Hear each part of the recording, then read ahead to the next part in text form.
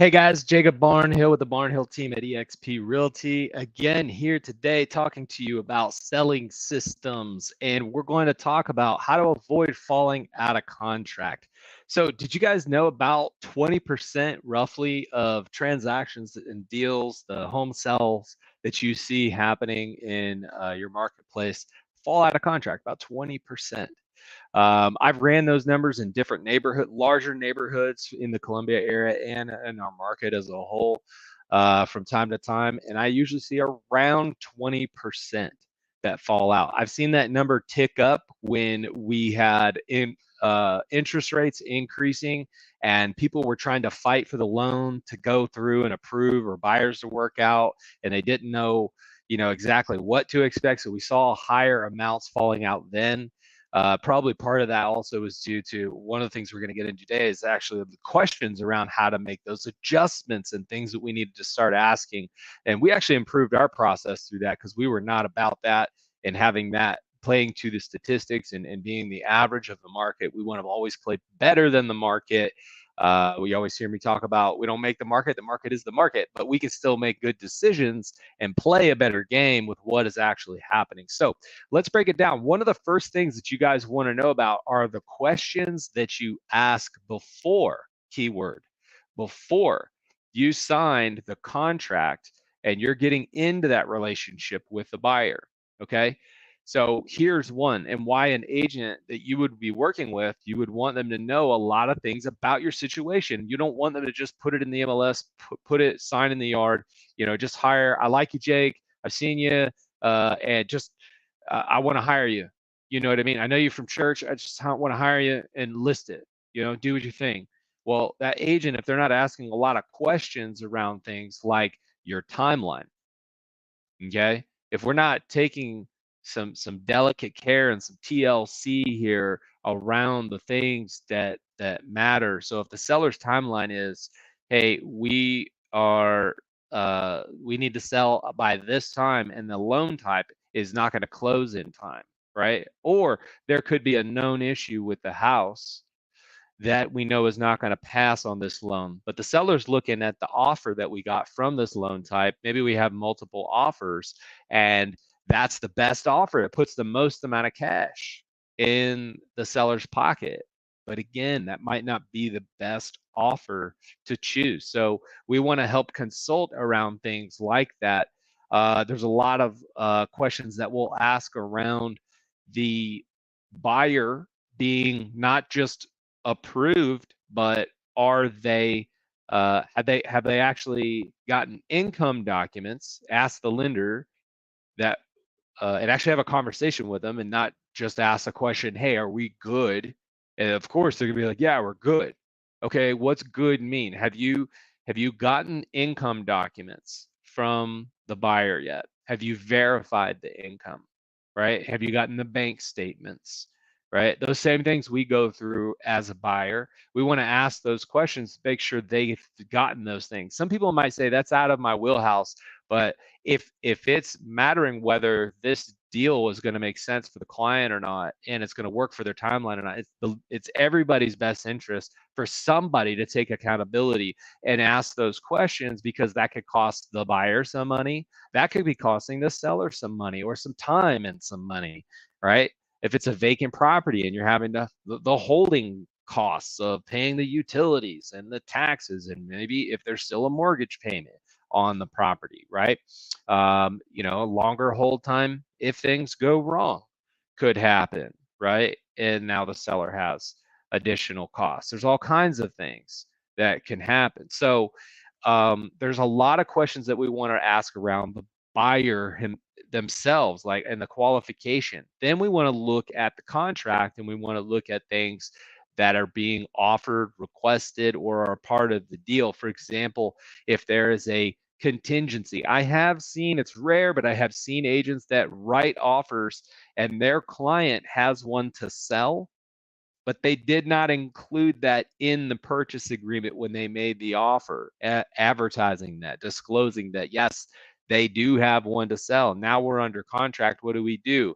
Somebody needs to take accountability and ask the questions for the seller client that you're representing, right?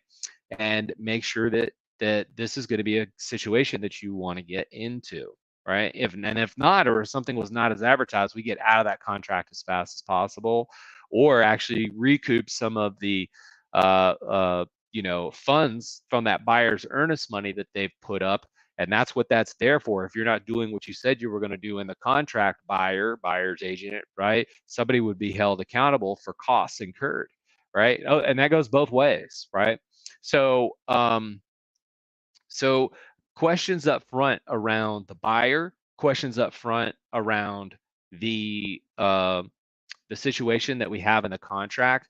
Thinking of contingencies too, how many people actually think, I think this is also rare. In my experience, it's rare. I've actually had other agents get upset when I've asked this question, like I was intruding too much on their situation when I wasn't asking anything specific about, how well off is your client or anything like that. I wanted to know the situation that we were going to be getting into with my client because they did have a deadline, and I was asking about the contingency with the contract, and it gave me enough information where I wanted to see what was at play. And then I found out there was another contingency. So with another buyer. So it was daisy chaining. And then I wanted to ask how far that was going. So let's say you're the seller client, you have one to sell. That buyer also has one to sell in order for them to buy this one, right? The lender has stated, hey, you are qualified if you sell this one. So now we have a contingent contract on that one selling. They can't buy, right? And we've identified that up front, right? Which is good on them and good on their lender, but us knowing that is key. Okay, then is that property on the market? It is. Okay, are you under? Have you gone through inspections? Okay, before we're signing the contract. Okay, and then are you also contingent with your buyer? Is your buyer contingent on that one? Oh, they are. Okay, so they're selling one, and it's out of state. It's out of state in Tennessee. Okay, is it on the market? Okay, is it under contract? Okay, has it gone through inspections yet? Inspections is where most deals are going to fall out of contract, right? That's where most things fall apart. They will fall apart for other reasons, but most of the time it's due to the inspection due diligence period. So, and a lot of regulations could be different in different states, right? So without getting too complicated, you guys can see just the spread of things that could be out there, and some questions will lead to the next logical questions, but you got to know the questions to ask. And even if the other agents get upset about that, we still need to be able to get the deal done. I always say, like, if they're not willing to answer basic questions and understand, even when we might be explaining so that it makes sense, then it's probably not the agent that we want on that side representing anybody that we want to get into a relationship with and us do a transaction with, even if it looks like on the surface the most amount of money. Sometimes, a lot of times, if the deal smells funny or you're not sure, or it's probably not a good deal, right? So, other questions we might ask is just preemptively greasing the skids on expectations, making sure people aren't dragging us through the mud. Just we want to see if things check out. We've sat down and had multiple meetings with our lender before and make sure that we have really good questions. We've sat with attorneys. We've talked back and forth. Another reason I love the team. We talked about that on the last video because we're just collaborating at a high level, making sure that this is a good decision. What are the things that we need to be considering? Bringing up old systems sometimes and old questions, and we're working together to make sure that we get all the best information so that we can empower the client to make the best decision depending on what's going on, and not turning you into a real estate pro overnight, but just giving you the brass tacks, the straightforward, uh, no hold bar advice that this is what's going on. This is how that affects you, and this is what it means. What do you want to do? That's the world we live in, right? That's how we operate. Just like that.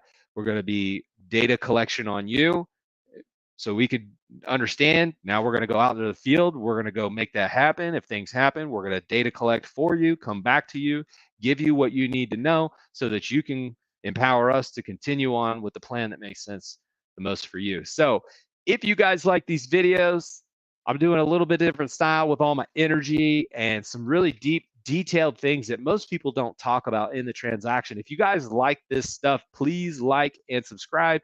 Sharing is caring. You can also share with other people and share on your favorite social platforms. If anybody has any fun, smart, or not so smart, no question's a dumb question, put all of that stuff down in the comments and interact with us. We love that. And then you guys know how to reach out to us if you need us. And I'll see you guys on the next video. Peace out.